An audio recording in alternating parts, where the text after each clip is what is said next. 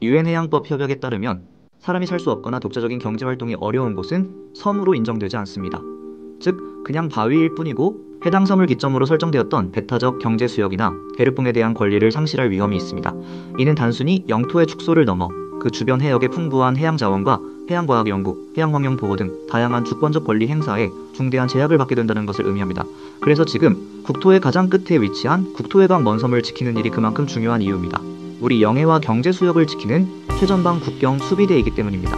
그러나 지금 이 섬들이 심각한 위기를 맞고 있습니다. 지난 8년간 주민 13%가 섬을 떠났고 주민 대부분이 고령화되면서 이미 지방소멸 고위험 단계에 들어섰습니다. 43곳 국토해상 먼섬 가운데 의료시설이 아예 없는 완전 의료공백섬은 14곳입니다. 또 초등학교가 없는 섬은 29곳, 중학교가 없는 섬은 34곳, 심지어 고등학교가 없는 섬도 39곳이나 됩니다. 섬아이들 중 절반은 진학할 학교가 없어 육지로 떠나고 있습니다. 이런 문제를 이미 겪었던 일본과 대만의 사례를 살펴볼까요?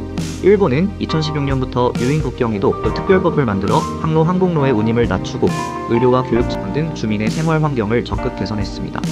대만도 이도건설 특별법을 통해 의료비 감면, 교육비 지원, 면세 혜택, 심지어 일정 기간 이상 거주한 주민에게 매월 정주지원금까지 지급하는 등 주민 정착을 위한 다양한 정책을 펼쳐왔습니다. 우리나라 역시 이러한 문제를 인식하고 올해부터 시행되는 울릉도, 흑산도 등 국토해상 먼섬 지원 특별법 제정과 함께 대상이 되는 43곳의 섬을 지정하는 등 구체적인 발전 전략을 세우고 있습니다. 이에 국토연구원과 한국섬진흥원이 제시한 발전 전략은 크게 5가지입니다. 첫째, 먼섬이 가진 국경 수비와 해양 영토 수호 기능을 강화하기 위해 불법 어선 단속 시스템과 주민 보호 시설을 확충합니다. 둘째, 주민의 생활 안정을 위해 의료 지원을 확대하고 노후 주택을 리모델링하며 주민들에게 정주 지원금과 수상공익 직구제 등 소득 보장 지원도 추진합니다. 셋째, 접근성을 높이고 이동권을 보장하기 위해 소형 공항과 항만을 새로 건설하고 노후 여객선을 교체하며 주민 교통비를 적극적으로 지원합니다. 넷째, 섬의 고유한 매력을 살려 관광 인프라를 조성하고 섬 유학, 섬 한 달 살기, 청년 워킹 홀리데이 같은 프로그램을 통해 생활인구의 유입을 촉진해야 한다고 제안합니다. 마지막으로 기후변화 대응과 디지털 기반 구축 등을 통해 먼섬의 지속가능한 발전을 지원할 계획입니다.